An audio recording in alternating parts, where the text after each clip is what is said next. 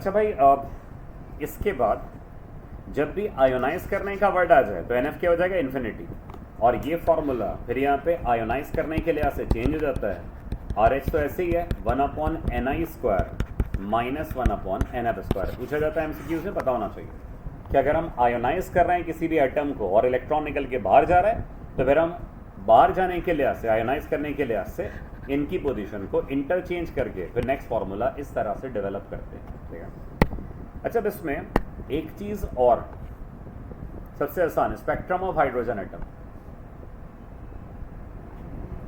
Spectrum of hydrogen atom में सिर्फ जल्दी जल्दी याद दिला दीजिएगा, वैसे तो बहुत ही आसान सी चीज़ होती है, अलग से डेफिनेशन वगैरह नहीं लिख रहे हम। सीरीजेस थी ना इसमें, first shell, second, third, fourth, fifth, six, seventh, eight, ठीक है। इलेक्ट्रॉन किसी बड़े शेल से जम करके अगर पहले शेल में आ रहा है, किसी बड़े शेल से जम करके पहले शेल में आ रहा है, तो इस वक्त जो रेडिएशन एमिट होती थी उनका नाम क्या था?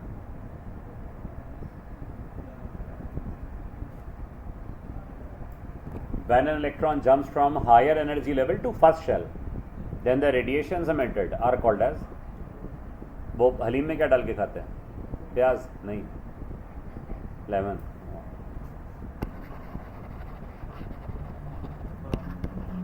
नहीं, ये तो लेमन सीरीज था। इसी तरह से इलेक्ट्रॉन अगर किसी बड़े शेल से जम करके सेकंड शेल में आ रहा हो तो इस वक्त जो रेडिएशन एमिट होती थी इनको क्या बोलते थे? Balmer series. इसी तरह से इलेक्ट्रॉन किसी बड़े शेल से जंप करके अगर थर्ड शेल में आ रहा है,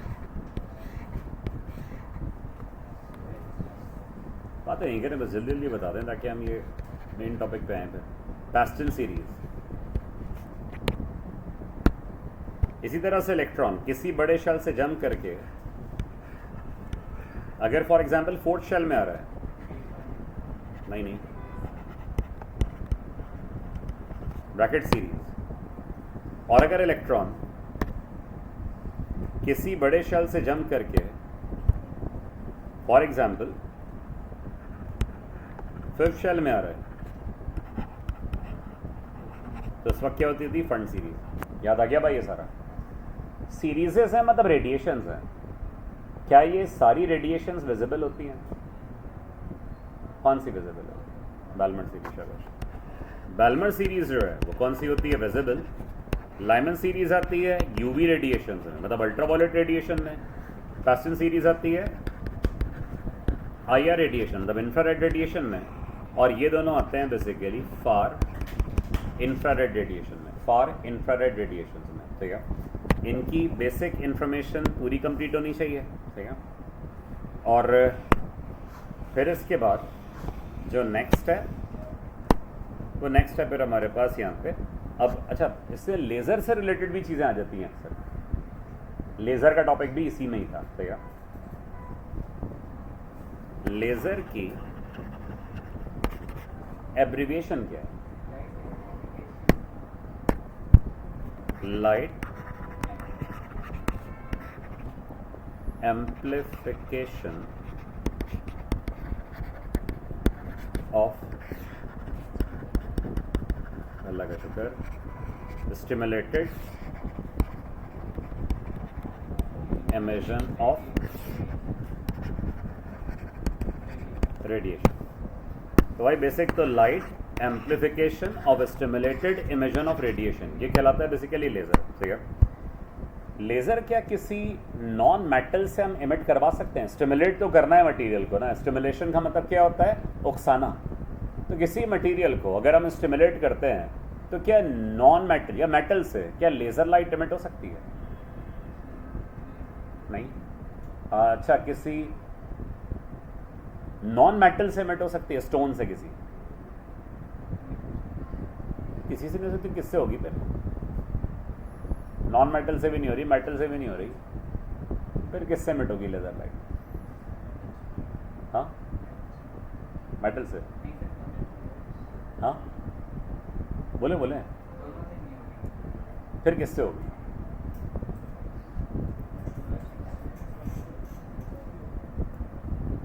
laser light solid, liquid, metal, non metal, conductor, non conductor, semi conductor, किसी भी चीज़ से एमिट हो सकती है।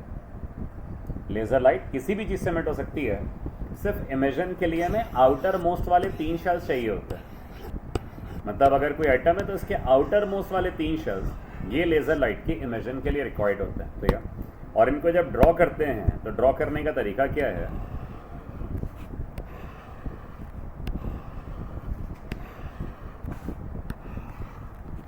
ये first, second, third, first shell, second shell, third shell, इनके नाम तो बताएं। फर्स्ट शेल को क्या बोलते हैं?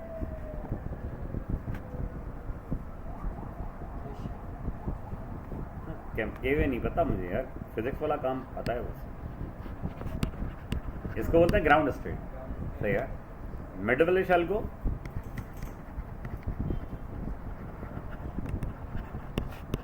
इंटरमीडिएट स्टेट, और बुक में एक जगह पे इसको मेटा स्टेबल स्टेट भी लिखा गया है।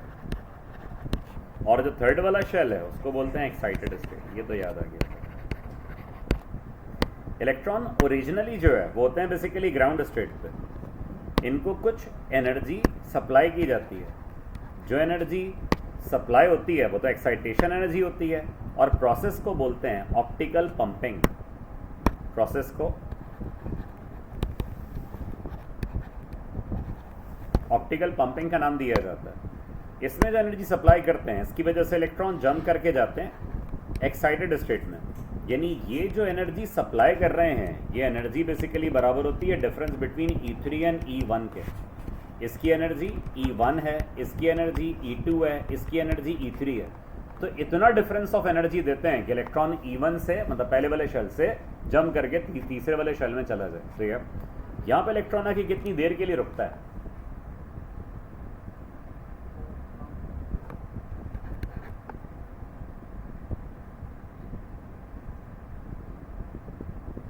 नहीं,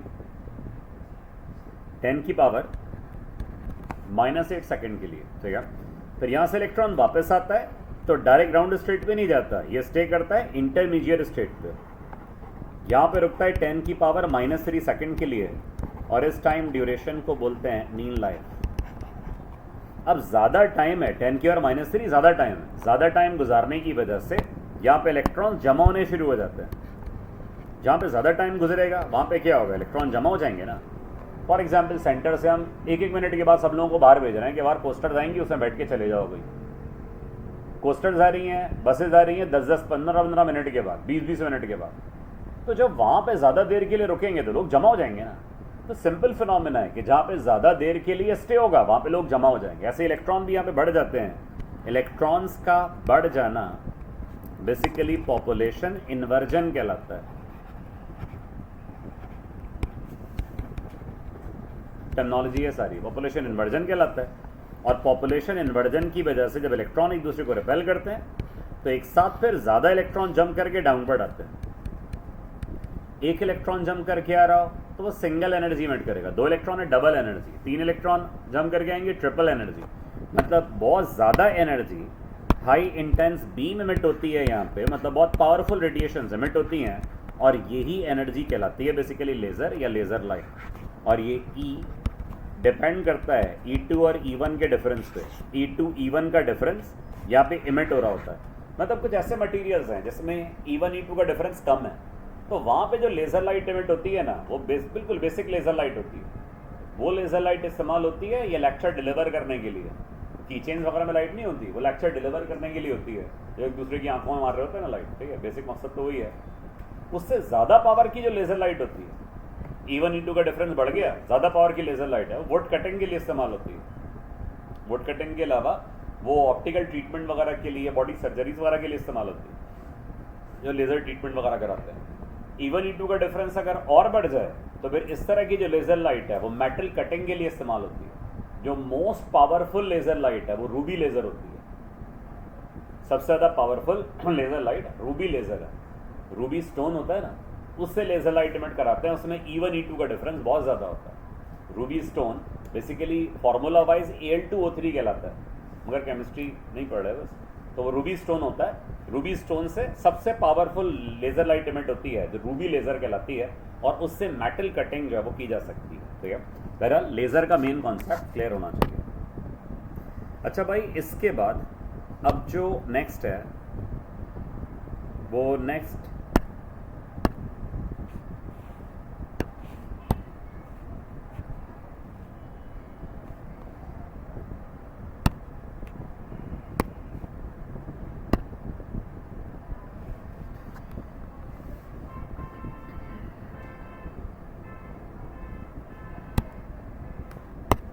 नहीं है, फोटो इलेक्ट्रिक इफेक्ट।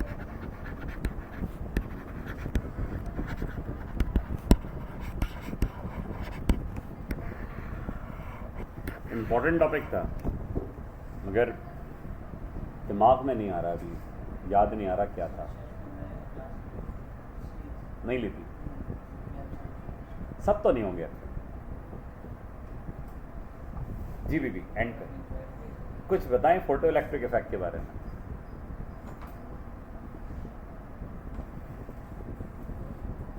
बताएं हम कुछ पेन सेट करने की कोशिश करते हैं। तो इसके ब्लैक पेन कैसे आएगा भाई?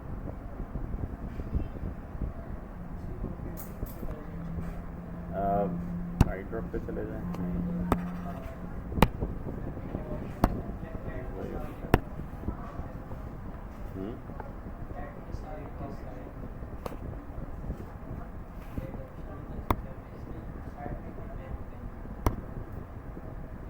सारे ब्लैक आ गए।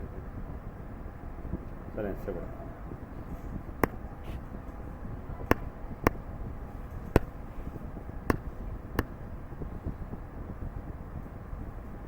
ब्लू भी हो गया,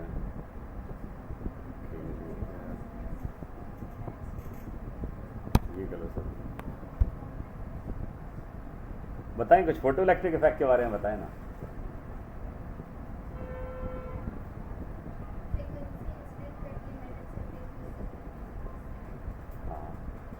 तो डेफिनेशन बेसिकली क्या थी? The emission of electrons from the metallic surface. The emission सिर्फ मेटल पे हो रहा है। The emission of electrons from the metallic surface by the striking of ultraviolet radiation. चाहे तो पॉइंट बना के लिख लीजिएगा। The emission of electrons, the emission of electrons from the metallic surface by the striking of ultraviolet radiations, by the striking of ultraviolet radiations.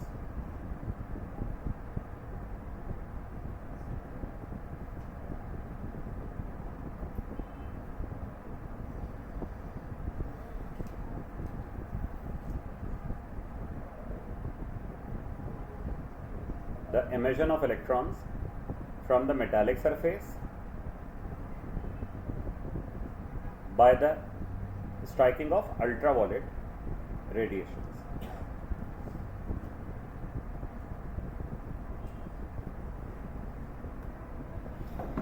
अब metal की surface से electrons का इमिशन हो रहा है bye the striking of ultraviolet radiations. Condition देखिएगा,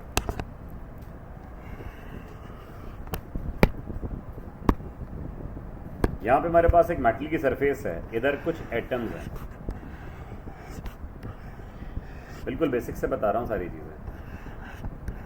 यहाँ पे जब अल्ट्रावायलेट रेडिएशंस टकराएंगी, नॉर्मल रेडिएशन के टकराने से कुछ भी नहीं हो रहा, वरना मेटल की सरफेसेस तो हमारे पास भी हैं, मगर इनसे कोई फोटो इलेक्ट्रॉनिक इमिशन फील तो नहीं हो रहा ना।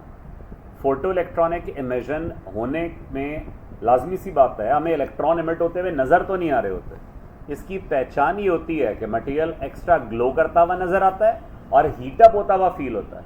ना हीटअप हो रहा है ना एक्स्ट्रा ग्लो कर रहा है, इसका मतलब है फोटो इलेक्ट्रॉन्स का इमिशन यहाँ पे नहीं हो रहा, क्योंकि यहाँ पे यूवी रेडिएशन नहीं है, अल्ट्रावायलेट रेडिएशन नहीं है। तो यहाँ पे अल्ट्रावायलेट रेडिएशन से सारा फिनोमिना होगा, अदरवाइज ये फिनोमिना यहाँ पे नहीं होगा। ठीक है, अब बाय कंडीशन क्या है कि जब इलेक्ट्रॉन्स यहाँ पे रिवॉल्व कर रहे हैं,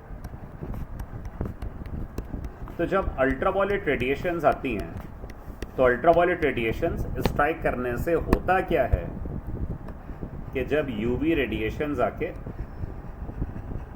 स्ट्राइक करेंगी, तो अल्ट्रावायलेट रेडिएशंस के अंदर क्या फोटॉन्स हैं, ये फोटॉन्स आके एब्जॉर्ब हो जाते हैं इलेक्ट्रॉन्स में। ये फोटॉन्स आके इलेक्ट्रॉन्स में एब्जॉर्ब हो जाते हैं। एनर्जी एब्जॉर्प्शन की वजह से इनकी एनर्जी बढ़ जाती है।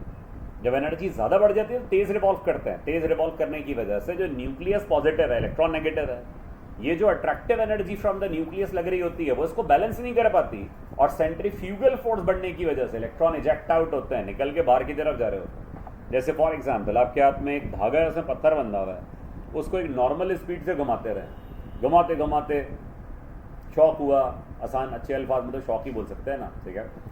तो शॉक को तेज घुमाना शुरू कर दिया, एक लिमिट तक तो वो घूमेगा, उसके बाद क्या होगा, धागा टूट जाएगा और निकल के पत्थर बाहर की तरफ जाएगा, लगेगा किसी को जाके। बिल्कुल इसी तरह से यहाँ पे भी जब एनर्जी बढ़ जाती है, तेज रिवॉल्व करते हैं, तो न्यूक्लियस की अट्रैक्शन बैलेंस नहीं कर पाती और ये इजेक्ट आउट होकर सरफेस से निकल के इलेक्ट्रॉन बाहर की तरफ जाते हैं, और ये फिनोमेना फिर कहलाता है बेसिकली ये फोटो इलेक्ट्रॉनिक इमेजन या फोटो इलेक्ट्रिक इफेक्ट। इसीलिए हमने लिखा, मतलब डेफिनेशन में कहा कि the emission of electrons by the striking of ultraviolet radiations is called as photo electric effect. ठीक है, ये बात समझ में आई। अच्छा, इसके बाद एक टर्म थी यहाँ पे थ्रेशोल्ड फ्रीक्वेंसी की।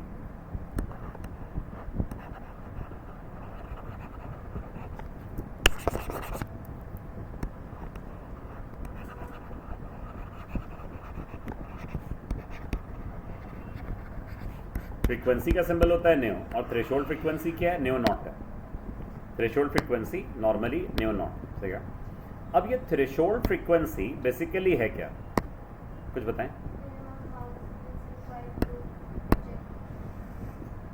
Minimum frequency of radiations required for photoelectronic emission. Minimum frequency of radiations required for photoelectronic emission. कैसे भाई, अभी ऐसी सिचुएशन थी कि हम यहाँ पे जो रेडिएशन अप्लाई कर रहे थे, इनकी फ्रीक्वेंसी थी तकरीबन 46 हर्ट्ज के बराबर। रेडिएशन स्ट्राइक कर रही थी, फोटो इलेक्ट्रॉन्स का इमेजन नहीं हो रहा था।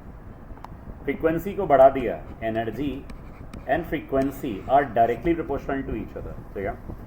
फ्रीक्वेंसी को बढ़ाया, फॉर एग्जांपल कितना कर दिया, 48 हर्ट्ज कर दिया, अभी भी फोटो इलेक्ट्रॉन्स का इमेजन नहीं हुआ, ठीक है। फिर फ्रीक्वेंसी को और बढ़ाया, फ्रीक्वेंसी को और बढ़ा के 50 हर्ट्ज किया। जैसी फ्रीक्वेंसी 50 हर्ट्ज हुई, फोटो इलेक्ट्रॉन्स का इमेजन जो है वो स्टार्ट हो गया। तो ये वाली फ्रीक्वेंसी जिसको हम बोल रहे हैं मिनिमम फ्रीक्वेंसी है, जिससे फोटो इलेक्ट्रॉन्स का इमेजन हो रहा है। इससे कम फ्रीक्वेंसी पे तो इमेजन ही नहीं हो रहा है, इसको बोल रहे हैं मिनिमम फ्रीक्वेंसी। मतलब वो कम से कम खर्चा, वो पैसे जो कम से कम खर्चे के लिए इस्तेमाल हो रहा है ना, वो थ्रेशोल्ड फ्रीक्वेंसी है। क्योंकि अगर इससे फ्रीक्वेंसी को बढ़ा दिया, फॉर एग्जाम्पल 52 हर्ट्ज कर दिया, अब फोटो इलेक्ट्रॉन और तेज निकल के बाहर की तरफ आएंगे। और फ्रीक्वेंसी बढ़ा दी, 54 हर्ट्ज कर दी, फोटो इलेक्ट्रॉन और तेज निकल के बाहर की तरफ आएंगे। हम ज़्यादा की बात ही नहीं कर रहे, हम कह रहे हैं वो मिनिमम फ्रीक्वेंसी जिससे फोटो इलेक्ट्रॉन्स का इमेजन हो सकता है, ये फ्रीक्वेंसी कहलाती है बेसिकली थ्रेशोल्ड फ्रीक्वेंसी। तो यार डेफिनेशन लिखी ना इसकी। नेक्स्ट एक डेफिनेशन थी यहाँ पे वर्क फंक्शन। वर्क फंक्शन का सिंबल क्या था, पाई। और वर्क फंक्शन क्या होता है, the minimum energy of radiation required for photoelectronic emission. The minimum energy of radiation required for photoelectronic emission. The minimum energy of radiation required for photoelectronic emission. मतलब क्या,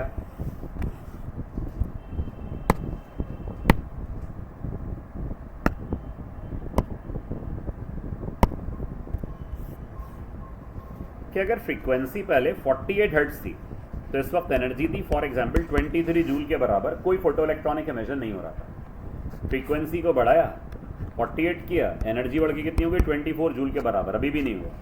मगर जब फ्रीक्वेंसी थ्रेशोल्ड हो गई तो अब यहाँ पे एनर्जी कितनी थी, 25 जूल के बराबर। ये वाली जो एनर्जी है ये कहलाती है बेसिकली फाई, यानी वर्क फंक्शन। यानी जब रेडिएशंस की फ्रीक्वेंसी थ्रेशोल्ड हो जाए तो उस वक्त जो यहाँ पे फ्रीक्वेंसी होती है, एनर्जी होती है रेडिएशन की, वो कहलाती है बेसिकली वर्क फंक्शन, ठीक है। फिर उसके बाद फ्रीक्वेंसी और बढ़ी, एनर्जी और बढ़ गई, फ्रीक्वेंसी और बढ़ी, एनर्जी और बढ़ गई, वो मैक्सिमम वाली हम बात ही नहीं कर रहे। यानी जो मिनिमम फ्रीक्वेंसी होती है वो मिनिमम फ्रीक्वेंसी को क्या बोलते हैं? Threshold frequency. और जब फ्रीक्वेंसी थ्रेशोल्ड है तो उस वक्त रेडिएशन में जो मिनिमम एनर्जी होती है उसको दरअसल वर्क फंक्शन का नाम दिया जाता है, ठीक है। इसीलिए अगर हम इसका फॉर्मूला भी लिखें ना, तो जनरल फॉर्मूला क्या था? E is equals to H nu. यहाँ पे फॉर्मूला क्या बनता है? एनर्जी बराबर है वर्क फंक्शन के, तो फ्रीक्वेंसी भी क्या होगी? थ्रेशोल्ड फ्रीक्वेंसी होगी। इसीलिए फाई बराबर होता है एच इंटू न्यू नॉट के। फाई बराबर है एच इंटू न्यू नॉट के, ठीक है। फिर एक डेफिनेशन इसमें और थी, वो बाद में आएगी बिल्कुल। एक डेफिनेशन और है, कट ऑफ वेवलेंथ। वेवलेंथ का सिंबल होता है लैम्डा, कट ऑफ वेवलेंथ के लिए होता है लैम्डा सी। इसके लिए बोलते हैं the critical wavelength of radiation required for photo electronic imaging. The critical wavelength of radiations required for photo electronic imaging. Critical wavelength of radiation, तो यार वेवलेंथ मिनिमम नहीं कह सकते। एनर्जी को बोला मिनिमम है, फ्रीक्वेंसी को बोला मिनिमम है, मगर वेवलेंथ को मिनिमम नहीं बोल सकते, क्योंकि फ्रीक्वेंसी अगर मिनिमम होगी तो वेवलेंथ तो मैक्सिमम होगी ना, क्योंकि फ्रीक्वेंसी एंड वेवलेंथ दोनों ही दूसरे से इनवर्सली प्रोपोर्शनल होते हैं। तो यार तो ये वाली वेवलेंथ बेसिकली मैक्सिमम वेवलेंथ होती है, इसलिए बोलते हैं क्रिटिकल वेवलेंथ। एक फॉर्मूला था V is equals to nu lambda या V is equals to F lambda. इसमें अगर लाइट आके टकरा रही है तो C is equals to nu lambda, और अगर हम न्यू के लिए फॉर्मूला बनाएं तो न्यू का फॉर्मूला क्या बनेगा? C upon lambda. और अगर फ्रीक्वेंसी यहाँ पे थ्रेशोल्ड है तो वेवलेंथ कौन सी होनी चाहिए? कट ऑफ वेवलेंथ होनी चाहिए, ठीक है। नेक्स्ट फॉर्मूला से फॉर्मूला बना रहे हैं कि भाई फाई बराबर था एच इंटू न्यू नॉट के। न्यू नॉट की जगह वैल्यू लिख दी। न्यू नॉट की वैल्यू क्या थी? C अपॉन लैम्डा सी। वर्क फंक्शन का एक फॉर्मूला ये भी है, क्रॉस मल्टीप्लाई कर दें तो लैम्डा सी बराबर आ गया एच सी अपॉन फाई के। एच क्या है? प्लैंक्स कांस्टेंट, और सी क्या था? Speed of light in air 3 × 10⁸ metre per second के बराबर, ठीक है। ये तो बेसिक फोटो इलेक्ट्रिक इफेक्ट था। इसके बाद आइंस्टाइन की एक्सप्लेनेशन थी अबाउट फोटो इलेक्ट्रिक इफेक्ट। उसमें कॉन्सेप्ट क्या था? इसको हटा दूँ, कॉपी हो गया।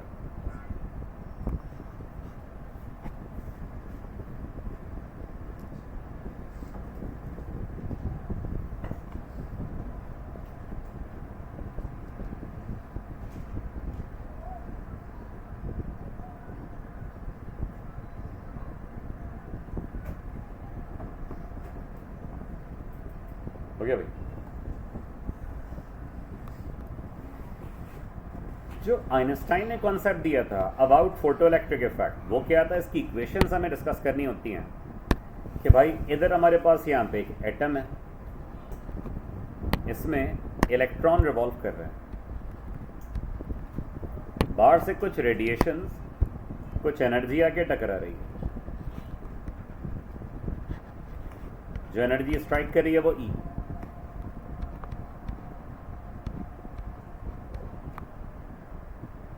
करीब वाली मस्जिद की है अजान, दूर वाली मेरे पास।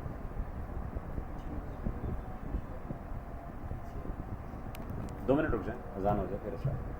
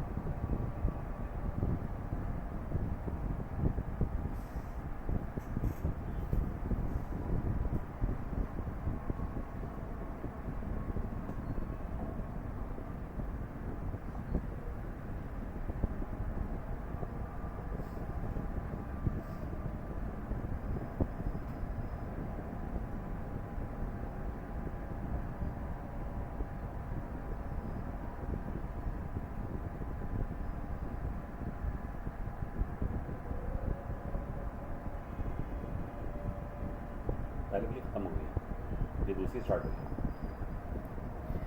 अच्छा भाई, स्टार्टिंग में जो भी एनर्जी होती है वो इस्तेमाल होती है इलेक्ट्रॉन्स को बाहर तक लाने में, सरफेस तक लाने में, मतलब वर्क फंक्शन में। और एक्स्ट्रा जितनी भी एनर्जी होती है वो फिर फोटो इलेक्ट्रॉन्स की काइनेटिक एनर्जी को बढ़ाने में इस्तेमाल होती है। जैसे फॉर एग्जांपल कि अगर इस मटेरियल का वर्क फंक्शन बॉन्डिंग किस तरह की है, पॉलिशिंग किस तरह की है, डेंसिटी किस तरह की है, उस पर डिपेंड करता है वर्क फंक्शन। और हर मेटल का वर्क फंक्शन डिफरेंट होता है। तो या इस मटेरियल का वर्क फंक्शन था 25 इलेक्ट्रॉन वोल्ट या 25 जूल्स के बराबर था फॉर एग्जांपल। अगर आपने एनर्जी सप्लाई की 25 जूल्स की ही, तो इलेक्ट्रॉन सरफेस तक आके रुक जाएंगे, मतलब काइनेटिक एनर्जी कितनी हो जाएगी, 0 के बराबर। अगर आपने एनर्जी सप्लाई की 26 जूल, वर्क फंक्शन सेम है, स्टार्टिंग की 25 जूल की एनर्जी इसमें से इस्तेमाल हो गई वर्क फंक्शन में, 1 जूल की एनर्जी बच गई। अब इलेक्ट्रॉन निकल के बाहर की तरफ मूव कर रहे हैं, काइनेटिक एनर्जी कितनी हो गई, 1 जूल के बराबर। आप 26 जूल की एनर्जी, सॉरी 27 जूल की एनर्जी सप्लाई करें, अब 2 जूल की एनर्जी बच गई। अब इलेक्ट्रॉन और तेज निकल के बाहर की तरफ जाएंगे, मतलब काइनेटिक एनर्जी कितनी होगी, 2 जूल के बराबर। तो यार जैसे फॉर एग्जांपल कोई शख्स है, कोई बच्चा है, उसका अपना खर्चा है महीने का 10,000 रुपये का, उसे मोबाइल में बैलेंस भी डलवाना है, उसको आना जाना भी करना है, सर 10,000 रुपये का पॉइंट टू पॉइंट खर्चा है, कुछ पैसे नहीं बचते। तो महीने की 30 तारीख को जब वो बच्चा घर में बैठा हुआ होगा, उसके दोस्त बुलाएंगे उसको, तो गेट तक आके क्या होगा, एकदम से उसके अंदर एनर्जी खत्म हो जाएगी, क्योंकि जेब में पैसे ही नहीं होंगे। जिस महीने उसको 12,000 रुपये मिले, 10,000 रुपये खर्चा हो गया, 2,000 रुपये एनर्जी बच गई, 2,000 रुपये बच गए। तो यार अब क्या हो, गेट तक आएगा ना, अब उसके अंदर कुछ एनर्जी होगी, वो निकल के थोड़ा बाहर तक जाएगा। ठीक है। और किसी महीने अगर 25,000 रुपये मिल गए, 10,000 रुपये खर्चा हुआ, 15,000 रुपये बचे हुए 30 तारीख को, अब क्या होगा, अब जब गेट पे निकलेगा ना, ऐसी काइनेटिक एनर्जी होगी, वो ब्रिज क्रॉस करके कहीं और रुकेगा। तो बाय कंडीशन क्या है कि भाई जितनी एक्स्ट्रा एनर्जी होती है, मतलब जितने एक्स्ट्रा पैसे मिल रहे होते हैं, मज़ा उतना ही आता है, हकीकत बात है। तो इसलिए बहुत मेहनत करनी है और बहुत पैसे कमाने हैं ताकि मज़ा आए, वरना मज़ा ही नहीं आएगा तो फ़ायदा क्या यार, मशीन का पार्ट बन के तो मर जाएगा इंसान, ऐसे मज़ा थोड़ी आता है, तो ज़रूरी है। अच्छा, इसका कॉन्सेप्ट भी क्या दिया गया कि the total energy strikes on a metallic surface is initially converted in work function and the remaining amount of energy is utilized to increase the kinetic energy of photoelectrons। ये इक्वेशन कैसे बनी है, बात समझ में आ रही है? The total energy strikes on a metallic surface is initially converted in work function and the remaining amount of energy is utilized to increase the kinetic energy of photoelectrons। ठीक है। अगर हम काइनेटिक एनर्जी की equation बनाएं तो क्या बनेगी, E minus phi. ऐसी इक्वेशन और क्या बन सकती है, E बराबर होता है एच न्यू के, फाई किसके बराबर था, एच इंटू न्यू नॉट के। और इक्वेशन क्या बन सकती है, पॉसिबिलिटीज ऑफ इक्वेशन बता रहा हूँ, V is equals to nu lambda था, हम तो बोल रहे हैं लाइट एनर्जी स्ट्राइक कर रही है, तो C is equals to nu lambda. Nu का फॉर्मूला क्या बनेगा, C अपॉन लैम्डा। न्यू किसके बराबर है, C अपॉन लैम्डा के। अगर न्यू नॉट होगा तो वेवलेंथ भी क्या हो जाएगी, लैम्डा C। ठीक है, मतलब न्यू जहाँ पे सिर्फ न्यू आ रहा है, न्यू की जगह न्यू की वैल्यू C अपॉन लैम्डा, और जहाँ पे न्यू नॉट आ रहा है, न्यू नॉट की जगह न्यू नॉट की वैल्यू, मतलब C अपॉन लैम्डा C। और ये C अपॉन लैम्डा C है तो फाई के बराबर भी होता था, ये जरा फाई के बराबर भी हो, मतलब kinetic energy is equals to HC upon lambda minus phi. ऐसे भी इक्वेशन को लिखा जा सकता है, ऐसे भी इक्वेशन लिख सकते हैं। ठीक है। अच्छा, अब इसी से लिंक करती हुई एक चीज़ थी इसके रिजल्ट्स, कि फोटो इलेक्ट्रिक इफेक्ट के रिजल्ट्स क्या हैं। पहला रिजल्ट क्या था, the photo electronic emission depends upon the frequency of radiation. यहाँ पे फोटो इलेक्ट्रिक इफेक्ट नहीं हो रहा, क्यों नहीं हो रहा, क्योंकि रेडिएशंस हैं यहाँ पे भी, मगर जो रेडिएशन टकरा रही हैं उनकी फ्रीक्वेंसी थ्रेशोल्ड से कम है। तो पहला पॉइंट क्या है कि the photoelectronic emission depends upon the frequency of radiation। frequency threshold या threshold से ज़्यादा होनी चाहिए। तो पहला पॉइंट क्या हो गया, the photoelectronic emission depends upon the frequency of radiations। Second क्या है, ये दो यूनिट एरियाज हैं, एक जगह पे जो फोटो इलेक्ट्रॉनिक मतलब ये अल्ट्रावायलेट रेडिएशन टकरा रही हैं, इनकी इंटेंसिटी कम है। इंटेंसिटी बोलते हैं energy strikes on a unit area in a unit time. Energy strikes on a unit area in a unit time. तो ये इंटेंसिटी कम है। दूसरी जगह इंटेंसिटी ज़्यादा है। वही रेडिएशन है, अल्ट्रावायलेट रेडिएशन हैं, बट यहाँ पे इंटेंसिटी ज़्यादा है। ठीक है, जहाँ पे इंटेंसिटी कम होगी वहाँ पे क्या होगा, फोटो इलेक्ट्रॉन्स जो इमिट हो रहे हैं, नंबर ऑफ इलेक्ट्रॉन भी कम इमिट होंगे। जहाँ पे इंटेंसिटी ज़्यादा है वहाँ पे नंबर ऑफ फोटो इलेक्ट्रॉन्स भी क्या होगा, ज़्यादा इमिट होंगे। दूसरा रिजल्ट है कि the number of electrons emitted from the metallic surface are directly proportional to the intensity of ultraviolet radiation। Intensity बढ़ा दी, नंबर ऑफ इलेक्ट्रॉन बढ़ गए, इंटेंसिटी कम कर दें, नंबर ऑफ इलेक्ट्रॉन्स कम हो जाएंगे। बात समझ में आ रही है? इसमें मसला तो नहीं है। इंटेंसिटी कम का मतलब 4 रेडिएशन टकरा रही, इंटेंसिटी बढ़ाने का मतलब 8 रेडिएशन टकरा रही। तो जब ज़्यादा रेडिएशन टकराएंगी तो ज़्यादा number of photo electrons emit होने चाहिए। तीसरा जो रिजल्ट है उसमें बताया जाता है कि when the frequency of radiation become greater than the threshold frequency, then the frequency is directly proportional to the kinetic energy of photo electron. सुनने में अजीब सा लग रहा, मुझे बहुत अजीब सा लगता था, मगर पूरा सेंटेंस सुना। When the frequency of radiations become greater than the threshold frequency, then frequency and kinetic energy are directly proportional to each other. कैसे भाई, यहाँ पे फ्रीक्वेंसी कितनी थी, फॉर एग्जांपल 50 हर्ट्ज। जब फ्रीक्वेंसी 50 थी तो एनर्जी 25 थी, वर्क फंक्शन के बराबर थी। इसकी वजह से काइनेटिक एनर्जी कितनी आ रही थी, 0। फ्रीक्वेंसी को थ्रेशोल्ड से बढ़ाया, 52 हर्ट्ज कर दी। फ्रीक्वेंसी बढ़ाने से एनर्जी बढ़ी, फ्रीक्वेंसी बढ़ाने से एनर्जी बढ़ी, एनर्जी बढ़ी, एक्सेस में आ गई। एक्सेस एनर्जी की वजह से अब काइनेटिक एनर्जी कितनी है, 1 जूल के बराबर। फिर फ्रीक्वेंसी को और बढ़ाया, 54 हर्ट्ज कर दिया। फ्रीक्वेंसी बढ़ाई, एनर्जी बढ़ी। जितनी एनर्जी बढ़ेगी उतनी एक्सेस में आएगी, उसी से क्या होगा, काइनेटिक एनर्जी और ज़्यादा बढ़ जाए। यानी जब फ्रीक्वेंसी को हम थ्रेशोल्ड वैल्यू से बढ़ाते हैं तो फ्रीक्वेंसी और काइनेटिक एनर्जी दोनों एक दूसरे से डायरेक्टली प्रोपोर्शनल हो जाते हैं। यहाँ पे एनर्जी को स्किप करके डायरेक्ट इन दोनों का रिलेशन जो है वो यहाँ पे डेवलप किया गया है। ठीक है, कि फ्रीक्वेंसी जब थ्रेशोल्ड से बढ़ती है तो फ्रीक्वेंसी और काइनेटिक एनर्जी दोनों एक दूसरे से डायरेक्टली प्रोपोर्शनल होते हैं।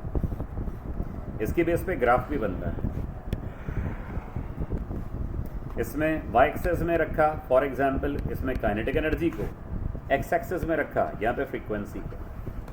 तो ग्राफ बनता है इसका ऐसे कि डायरेक्ट प्रोपोर्शन तो है, मगर स्टार्टिंग से नहीं, स्टार्टिंग वाली जो भी फ्रीक्वेंसी है वो वर्क फंक्शन में इस्तेमाल हो रही है, और जब फ्रीक्वेंसी यहाँ पे थ्रेशोल्ड से एक्सीड करेगी तो थ्रेशोल्ड से बढ़ेगी तब काइनेटिक एनर्जी और फ्रीक्वेंसी ये दोनों एक दूसरे से डायरेक्टली प्रोपोर्शनल हो जाएंगे। क्योंकि स्टार्टिंग में अगर आप फ्रीक्वेंसी बढ़ा रहे हैं, यहाँ से 44 हर्ट्ज थी, 46 हर्ट्ज है, 48 हर्ट्ज, इससे तो कोई फर्क ही नहीं पड़ रहा। तो जब फ्रीक्वेंसी थ्रेशोल्ड से बढ़ती है तब फ्रीक्वेंसी और काइनेटिक एनर्जी दोनों एक दूसरे से डायरेक्टली प्रोपोर्शनल होते हैं। ठीक है, फिर इसके बाद इसमें एक और कनेक्टिंग टॉपिक था, स्टॉपिंग पोटेंशियल।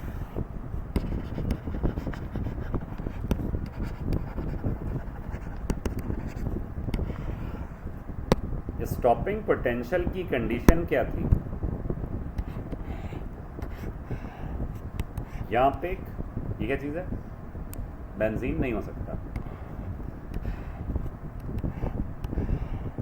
यहाँ पे एक एवैक्यूएटेड ग्लास ट्यूब है, यहाँ पे लगा हुआ है एक पावर सप्लाई इधर,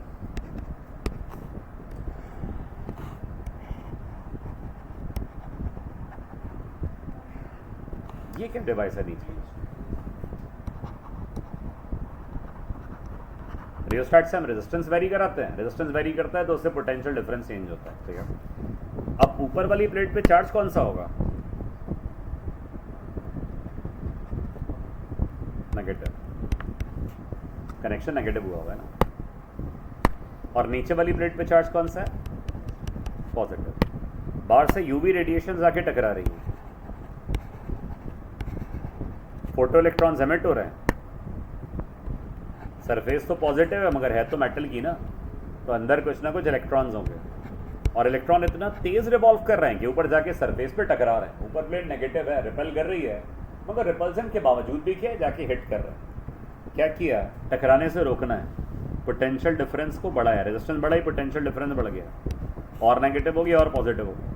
अब बिल्कुल करीब तक आते हैं, रिपल्सन की स्लो हो रहा है, स्लो के भी टकरा रहे हैं, टकराने से बिल्कुल रोकना था, इतना ज़्यादा पोटेंशियल डिफरेंस बढ़ा दिया कि अब इलेक्ट्रॉन बिल्कुल करीब आते हैं और करीब से आके बैक हो जाते हैं। इसके लिए जितना पोटेंशियल डिफरेंस चाहिए होता है ये कहलाता है basically stopping potential. The electric potential difference और voltage required to balance the kinetic energy of photoelectrons. The electric potential difference or voltage required to balance the kinetic energy of photoelectrons is called as stopping potential.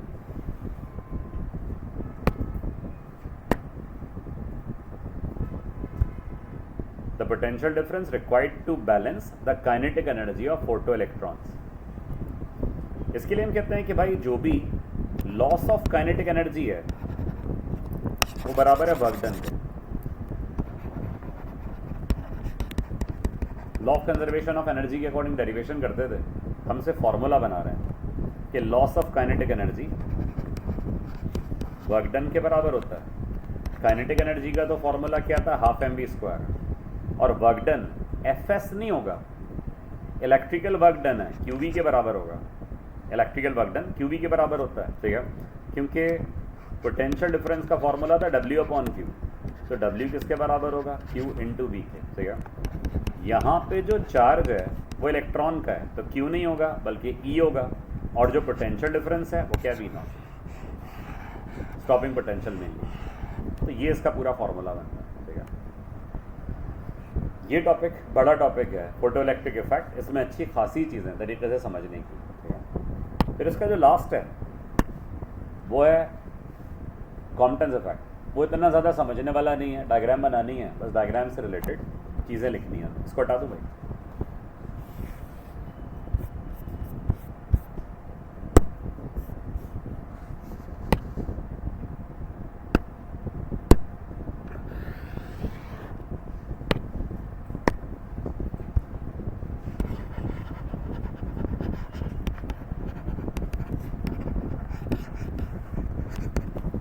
कुछ बताएं about कॉम्पटन्स effect.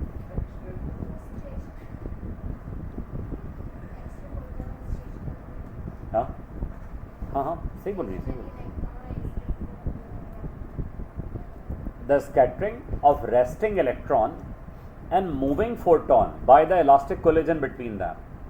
Point बनाए लिख दें, the scattering of resting electron and moving photon due to the elastic collision between them. The scattering of resting electron and moving photon due to the elastic collision between them.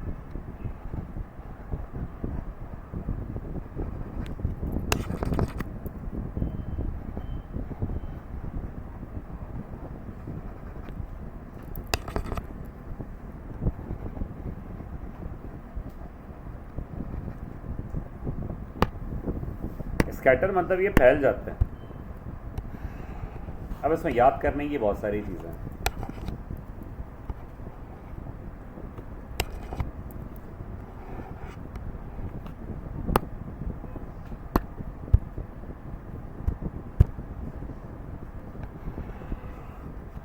जो ऊपर वाला angle बनता था वो कहलाता था theta, नीचे वाला एंगल फाई। एंड पे जाके तो फॉर्मूला लिखना होता है, मगर बेसिक चीज़ है। कोलिजन से पहले फोटोन की जो एनर्जी है वो क्या होती है, h0। कोलिजन के बाद इसकी एनर्जी क्या हो जाती है, h0-। फ्रीक्वेंसी चेंज हो गई, फ्रीक्वेंसी एनर्जी बढ़ गई होगी, कम हो गई होगी कोलिजन के बाद।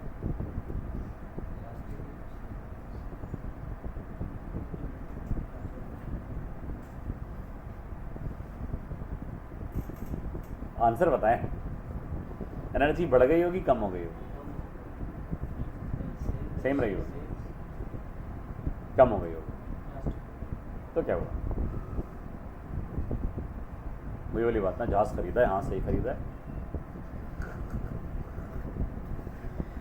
भाई। इसके तो रीज़न है ना, पहले असल में इलेक्ट्रॉन में काइनेटिक एनर्जी नहीं थी ना, बाद में आ गई ना। तो अगर फॉर एग्जांपल पहले इलेक्ट्रॉन की काइनेटिक एनर्जी 0 थी, फोटोन की काइनेटिक एनर्जी 10 थी, तो बाद में फोटोन की जो एनर्जी है वो कितनी हो गई? 8, तो इलेक्ट्रॉन की एनर्जी 2 हो गई। तो एनर्जी इलेक्ट्रॉन में आई है, तो पहले वाला समेशन बाद वाला समेशन दोनों बराबर हैं, ठीक है। अच्छा, इलेक्ट्रॉन की जो एनर्जी होती है पहले वाली वो कहलाती है m0c², और बाद वाली एनर्जी जो है वो कहलाती है mc², ठीक है। फिर इसके बाद हम डेरिवेशन तो कर नहीं रहे हैं, बिल्कुल डायरेक्ट बात कर रहे हैं। फिर मोमेंटम की अगर हम बात करें, इक्वेशन डेरिवेशन नहीं, अगर हम मोमेंटम की बात करें तो फोटोन का अगर मोमेंटम निकाल रहे हो तो एक फॉर्मूला mc², फिर एनर्जी का फॉर्मूला mc², एक एनर्जी का फॉर्मूला h न्यू। कंपेयर कर दें तो mc² is equals to h into nu. c² में से एक c को ले जाके डिवाइड कर दें तो ये बन गया m इंटू सी, मतलब मास इंटू वेलोसिटी, ये बेसिकली बराबर है मोमेंटम के। तो मोमेंटम ऑफ फोटोन के लिए फॉर्मूला होता है h nu upon c. Momentum of photon का formula h nu upon c, ठीक है। तो फोटोन का जो पहले मोमेंटम है वो h न्यू अपॉन सी है, और कोलिजन के बाद वाला मोमेंटम क्या होगा? h new dash upon c, ठीक है। अब ये इलास्टिक कोलिजन इन 2 डायमेंशन है, रट्टा लगाने वाला टॉपिक है। हॉरिजॉन्टल कंपोनेंट क्या बन जाएगा? h न्यू डैश अपॉन सी कॉस थीटा। वर्टिकल वाला कंपोनेंट क्या बन जाएगा? h न्यू डैश अपॉन सी साइन थीटा। अच्छा, इलेक्ट्रॉन का जो मोमेंटम था वो पहले वाला मोमेंटम कितना है? 0 है, क्योंकि इसका मोमेंटम तो m इंटू वी से आएगा, बेसिक पार्टिकल है। और अगर वेलोसिटी 0 है तो इसका मतलब है इनिशियली मोमेंटम भी क्या होना चाहिए? 0। बाद में तो है मोमेंटम mv के बराबर। तो इसके भी 2 कंपोनेंट बन गए। mv का हॉरिजॉन्टल कंपोनेंट क्या होता है? mv cos फाई, और वर्टिकल कंपोनेंट क्या होता है? mv sin phi. कंपोनेंट्स पता होने चाहिए सारे, ठीक है। और इसका जो फॉर्मूला था वो delta lambda is equals to h c, lambda c 1 minus cos theta. Delta lambda basically shift in wavelength या चेंज इन वेवलेंथ कहलाता है। पहले वाली वेवलेंथ क्या थी? लैम्डा।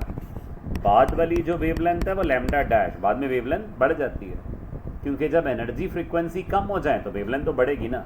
एक फॉर्मूला था v is equals to nu lambda या फिर एफ लैम्डा, हम बोल रहे हैं c है, इसको लाके डिवाइड कर दें तो c upon lambda is equals to nu. अगर बाद में फ्रीक्वेंसी कम हो रही है तो इसका मतलब है वेवलेंथ की वैल्यू तो बढ़नी चाहिए, क्योंकि स्पीड ऑफ लाइट तो कांस्टेंट है, तो बाद में वेवलेंथ बढ़ती हुई फील हो रही है। तो शिफ्ट इन वेवलेंथ या चेंज इन वेवलेंथ कहलाता है बेसिकली डेल्टा लैम्डा। और ये जो लैम्डा c है ये कोई वो कट ऑफ वेवलेंथ वगैरह नहीं है, ये कहलाती है कॉम्पटन्स वेवलेंथ।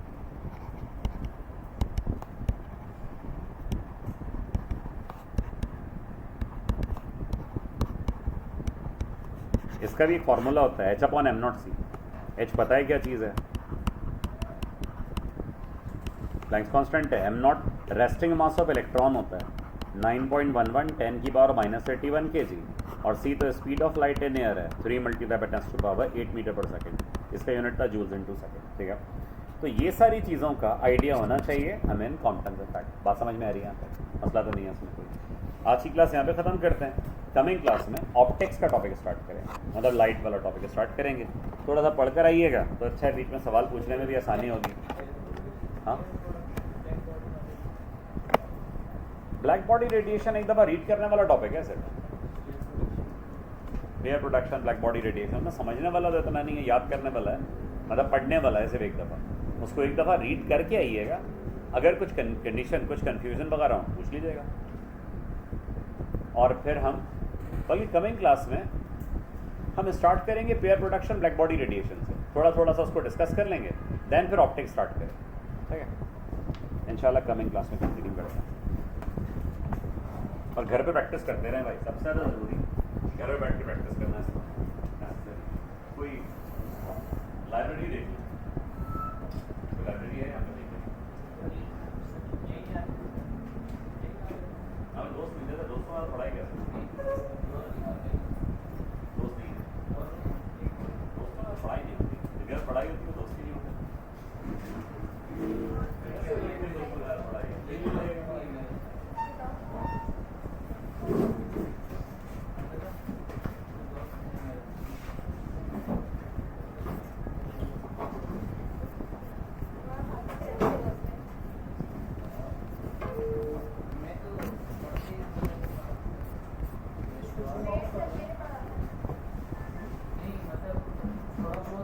स्टार्टिंग हो जाती है ना फिर बंदा पढ़ लेता है समझ ही नहीं आता शुरू कहाँ से करना है क्या करना है। कल बहुत बेस्ट सारी कल है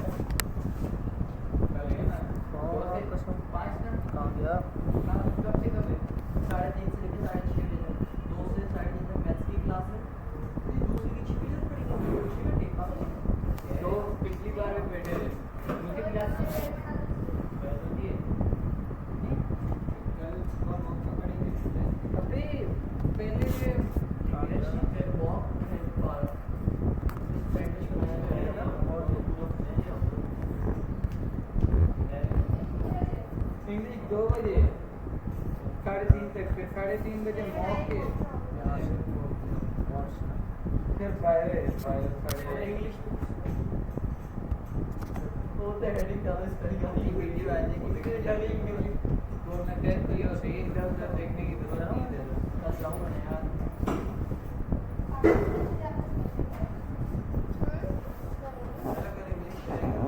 नहीं पता नहीं अरे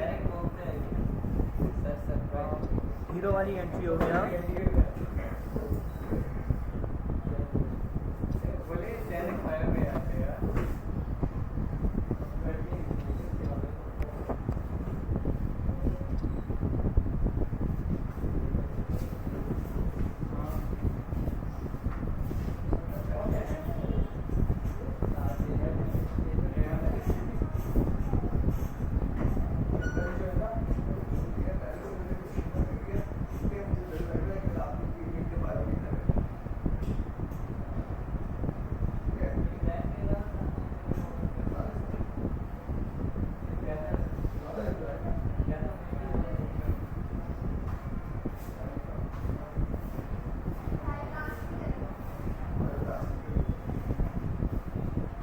Go into